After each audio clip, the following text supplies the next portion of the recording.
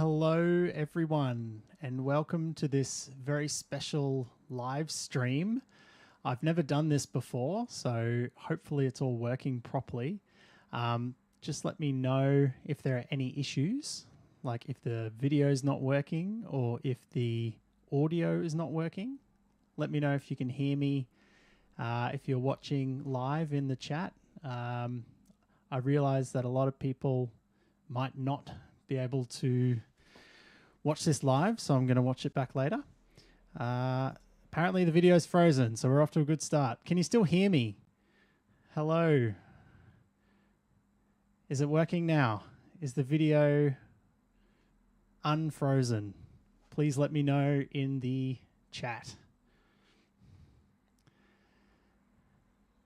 Okay, hopefully it's okay. I think I've got the bugs sorted out. Apologies, I've never done this before, so we're all learning. As I'm sure you're all aware by reading the title of this video, today we are unboxing a very cool, rare clarinet. Some of you already know what it is. Try not to spoil it. I'm sure other people watching have no idea what this is about. So I picked this up from the post office this morning, or this afternoon, I should say. And unless you zoom in really close, you won't be able to tell, but there's a bit of a giveaway on the box, the tape from the manufacturer. I think without further ado, I'm just going to jump right into it, and then we can talk about it a little bit as we go. Apologies that I don't really have like a top-down camera, so you're not really going to be able to see very well, but I might just hold it up and we'll do it here. So I've got my little trusty unboxing knife, and away we go.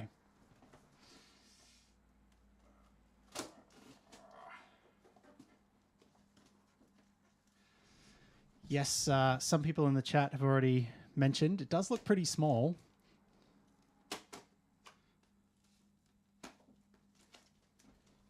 I must say it's very well packaged.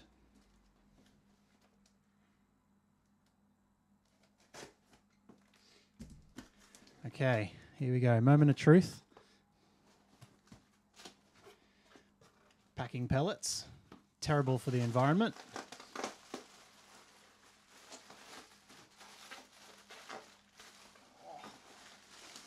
All right. Here we go. Wow. So I'm going to hold this right up to the camera so you can see. Cool. I'm very excited right now.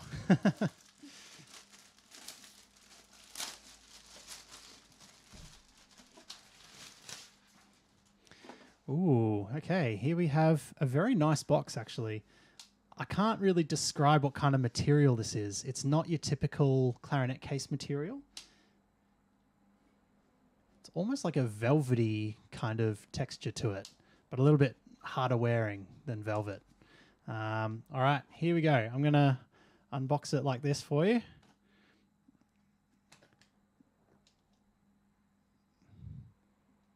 Ah, that was a bit anticlimactic. Here we go. Ooh, pretty. So, you might be watching this video thinking, what's the big deal? I mean, it's just an E-flat clarinet, right? Well, that is where you're wrong.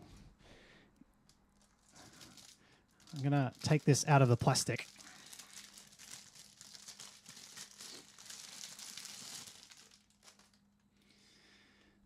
That is definitely not an E-flat clarinet. Have a look at how small it is. It's a tiny little bell here. I'm going to put the bell on there. Ooh, it's a bit of a tight fit.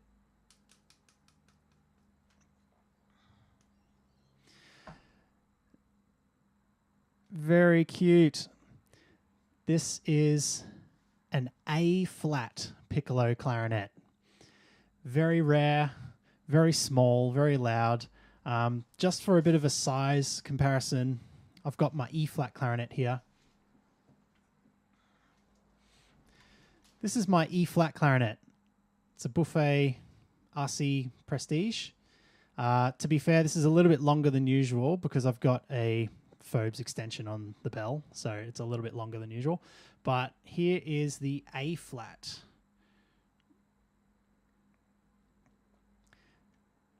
Bit tricky to tell, but the A-flat, the entire instrument is about the length of just the E-flat body. So I'm pleased to report that in the case, hang on, it does come with a mouthpiece, with a reed and a ligature, so that's good. I wasn't expecting that. And it even comes with, I don't know if you can see that, a couple of A-flat clarinet reeds. So there's 4 in total, 3 in the box and 1 on the mouthpiece. Very cute. So, it's so small, it's tiny. I might compare it against the E-flat mouthpiece in a moment, but I really want to just kind of try and play this thing. I'm not expecting I'll sound great, but I'll give it a go. I'm just going to toot on the mouthpiece alone first.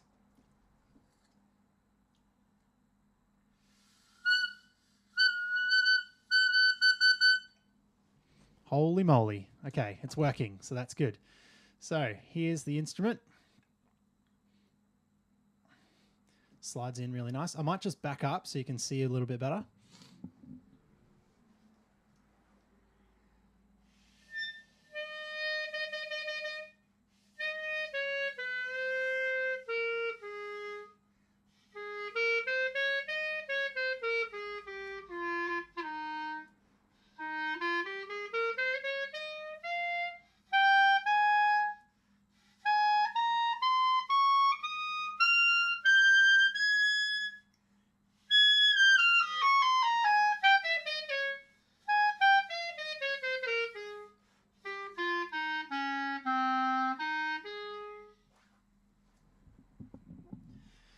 Wow. Okay, so it's working.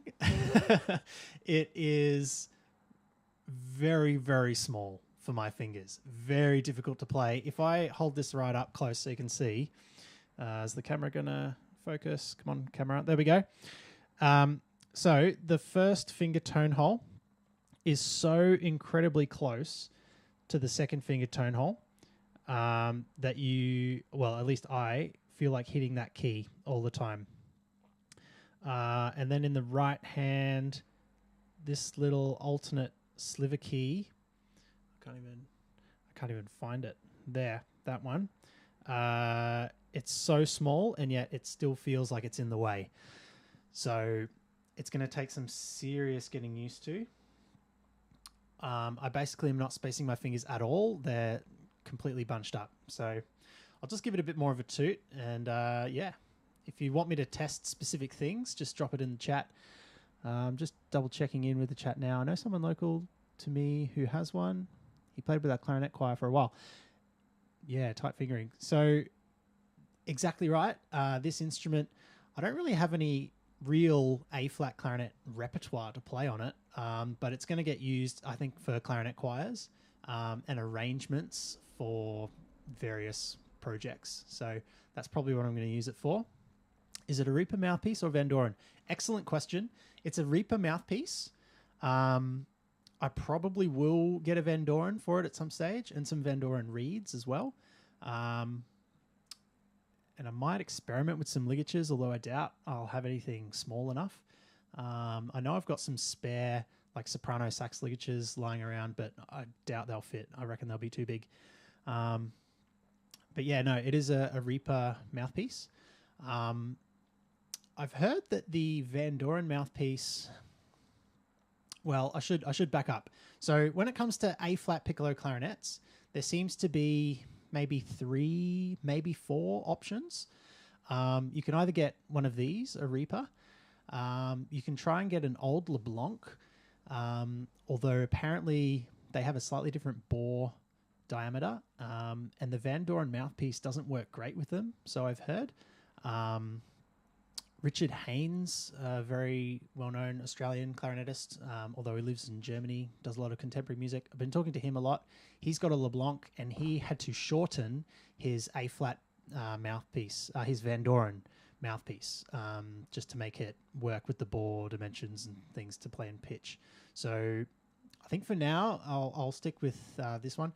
The Vandoren one probably works fine with this too. It's just a matter of getting my hands on one. I've only just got this first, so I'll keep using the Reaper mouthpiece for now. Anyway, I'll try and play a little bit more.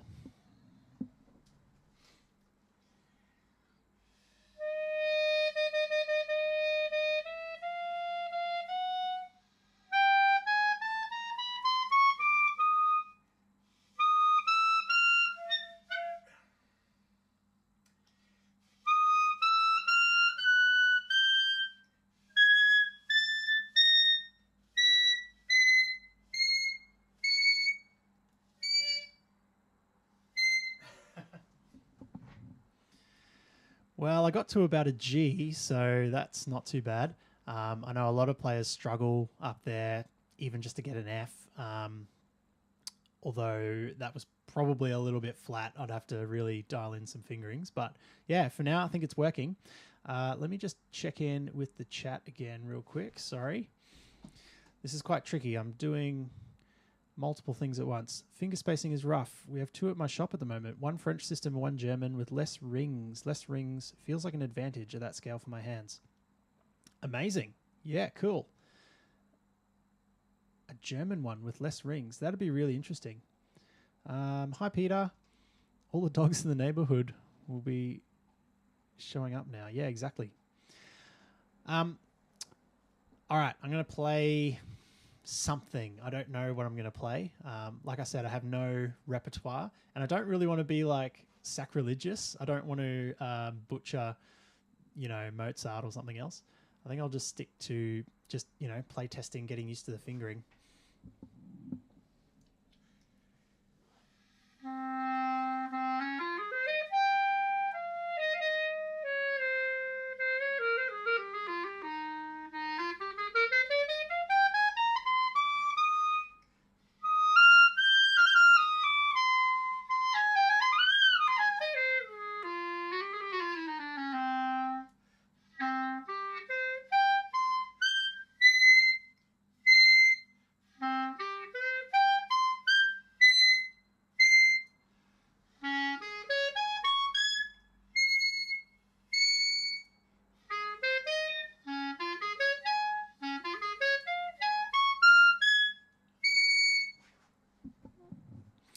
Yeah, so that F major arpeggio I was just playing, I basically had to finger an F sharp at the top to keep it at pitch. I'm sure there's probably other ways around it, but I'll learn as I get more familiar with this instrument. The thing that I can't get over is just how small it is. I know it sounds ridiculous, but it is just so freaking tiny, this thing. The finger work feels very, very different to playing a regular clarinet. So I'm going to have to either shrink my fingers down or I don't know if I can like modify it at all.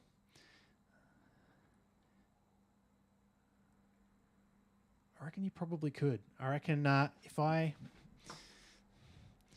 for me, the big thing is this. So this key, which goes in between the first finger and second finger tone hole, that mechanism, I would want that to be a bit thinner, shaved down.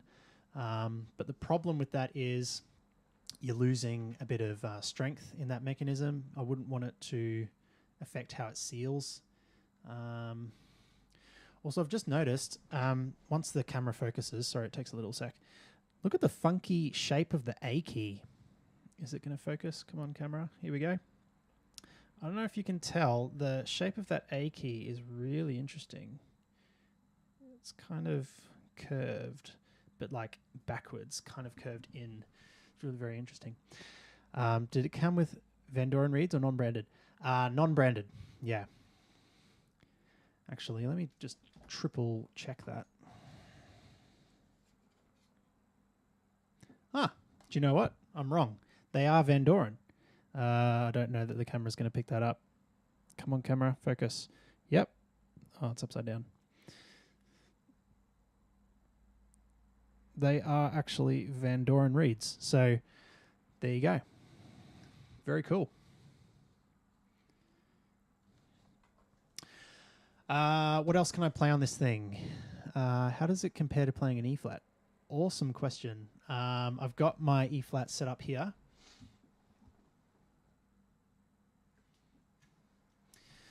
So this is my E flat. I love it to bits, and I'm just going to play something.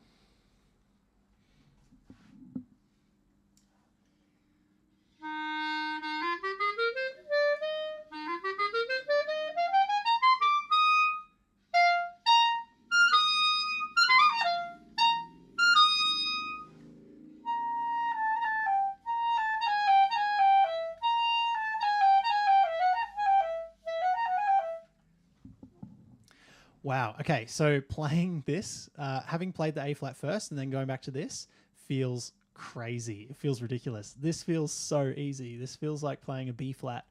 And so, yeah, my fingers are still not in the right spot. But now if I go back to the A flat,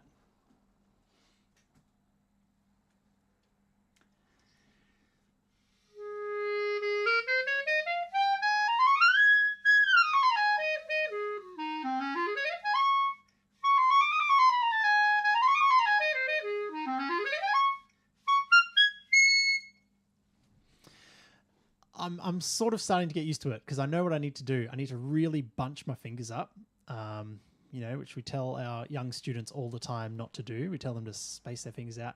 But on this, I mean, if I just hold it, look at the spacing of my fingers. That's the amount of room we are dealing with, how much space we have to work with. So, they've even put a little key here because I can feel it just when I do that. It's really, really bad. Well, it feels bad to me. Dance of the Buffoons includes an A-flat part. Interesting.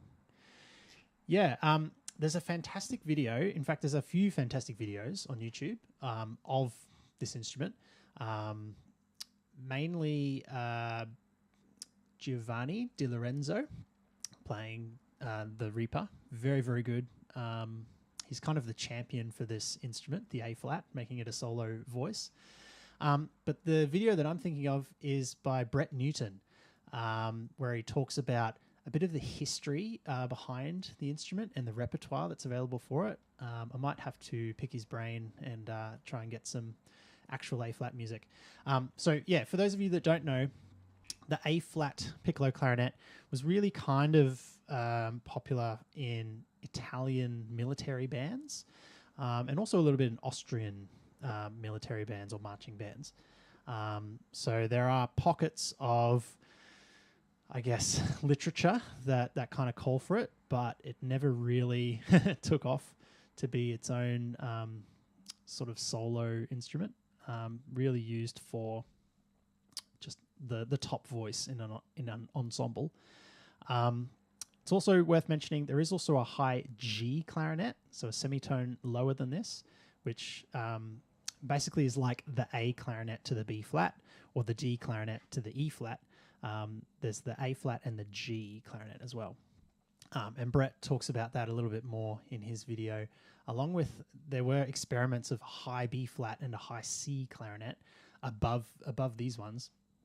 But they were, as far as we know, just sort of one-off random examples that never really took off.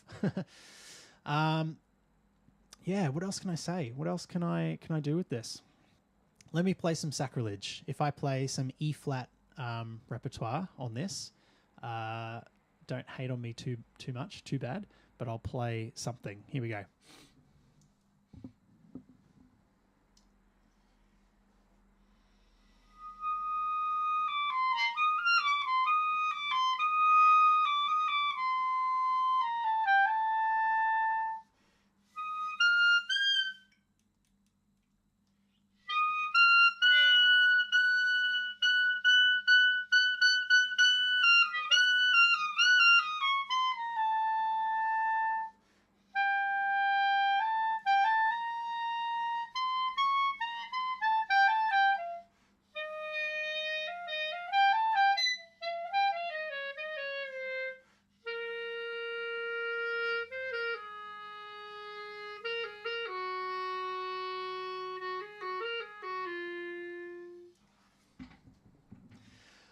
Holy moly, that sounds terrible to me. It probably sounds worse for you guys watching. But yeah, the side keys keep messing me up. So I put my finger exactly where I think the bottom side key is, and it's not. It's lower. So if I hold that up, come on, camera, focus. There we go. So this, whoops, where is this key here? I don't know how well or not you can see that if the camera is really focusing, but that key there is quite a bit lower than I expect. And they're so close together. These keys are just ridiculous. Like that, those 4 keys bunched up is maybe the size of 1 or 2 standard B flat side trill keys. So I keep missing it. Can you demo right hand trills? Sure.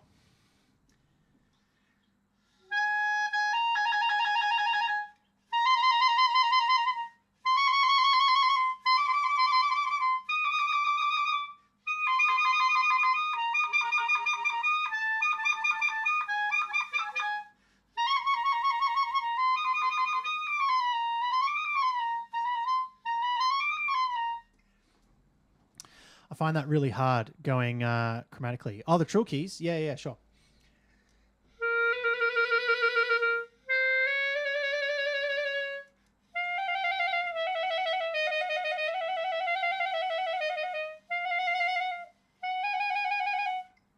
Do you know what? The tuning on those is not terrible. I've heard B-flat clarinets that are way worse than that. Doing the top 2 together for B-flat to C, that actually works. It would probably just take a bit of getting used to. I'm still getting used to it. How does intonation feel? I was expecting worse. Yeah, 100%. So this was the biggest concern of mine. Every video or recording I've heard of it, the tuning has always been pretty average. And I've heard conflicting reports from different people. So I was talking to Giovanni Di Lorenzo about the Reaper. I was talking to Richard Haynes about the LeBlanc. I was talking to Tony BC Huang. If you don't know him, YouTube him. I think he's got every instrument ever made by every manufacturer ever. So I think he's got one of these, and he's got a LeBlanc, G clarinets as well, and Ds as well.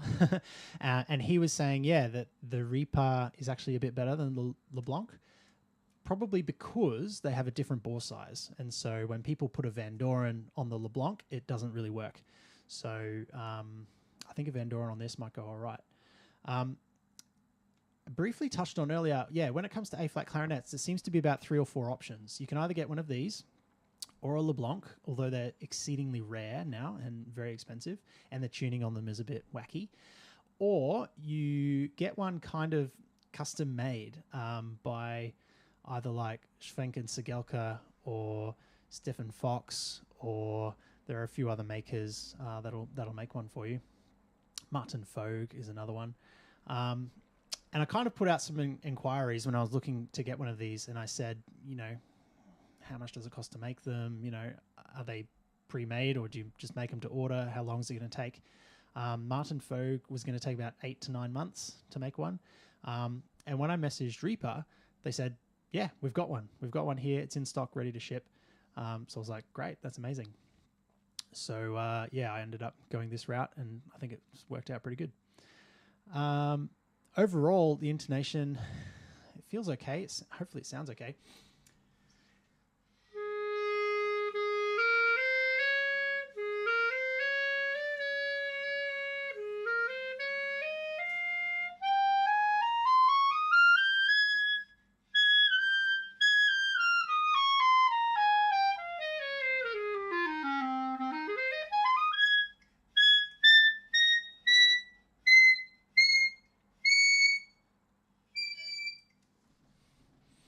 I mean, that's a high G. I don't think I'd be playing higher than a high G anyway.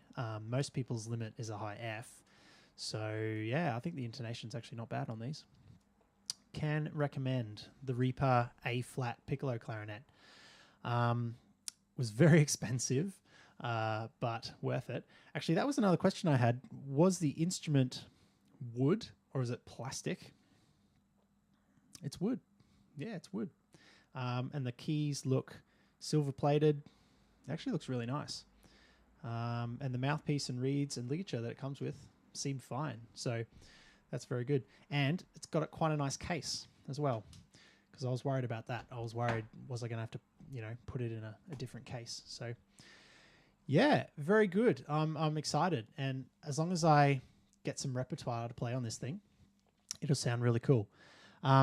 If anyone has any other burning questions, we might start to wrap it up. But for now, I'm very excited. This is going to be an excellent addition to, my repertoire of tricks and instruments. Speaking of sort of the repertoire of instruments, I think in terms of the clarinet family, this one's the last one that I really had to collect to complete the set, or, as much of the set as I'm willing to complete. I'm not going to get a high G. I'm not going to get,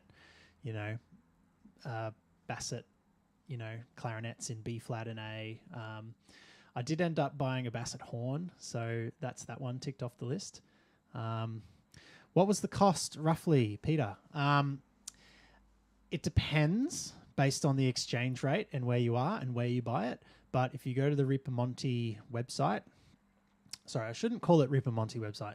If you go to the Reaper Music website, I think the list price on the website is 4,800 euros.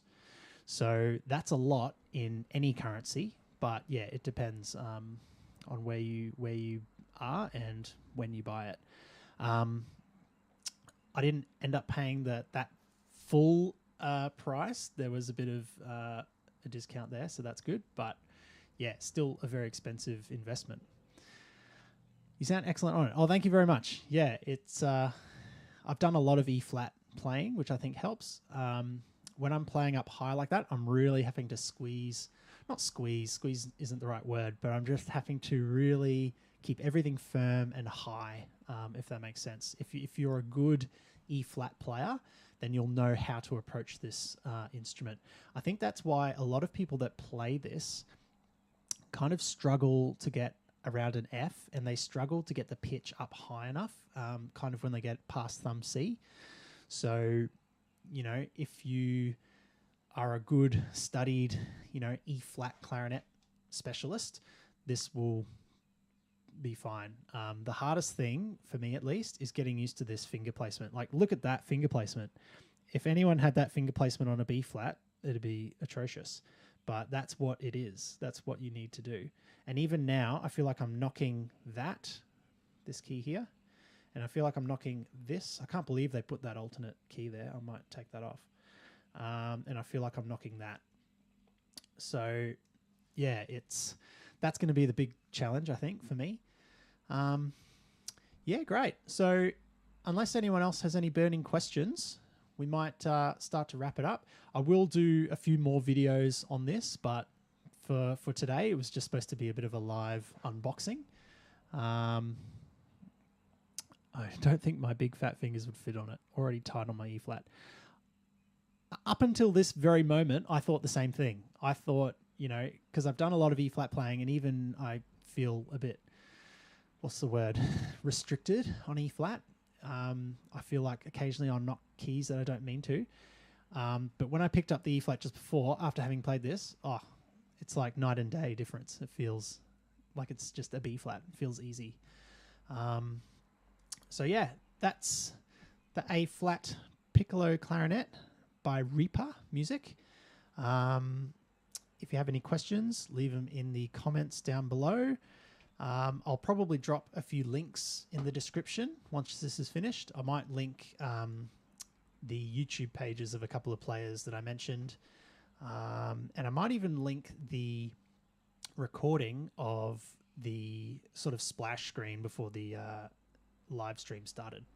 Because that was an awesome clarinet choir arrangement of Eulenspeigl, Merry Pranks. So, yeah, very famous D clarinet solo, not an E flat. It's supposed to be for D clarinet. But yeah, I'm thinking about what other pieces I can apply to this little terror. Let me know if you want to hear or see specific things, and I'll try and upload some more videos in the future. And if this goes well, then maybe I'll do a few more live streams because I think they're really fun. And I'm getting used to how to operate it all. So thanks, everyone. Thank you. And until next time, happy practicing and stay tuned for some more videos coming shortly. All right. See you later. Bye.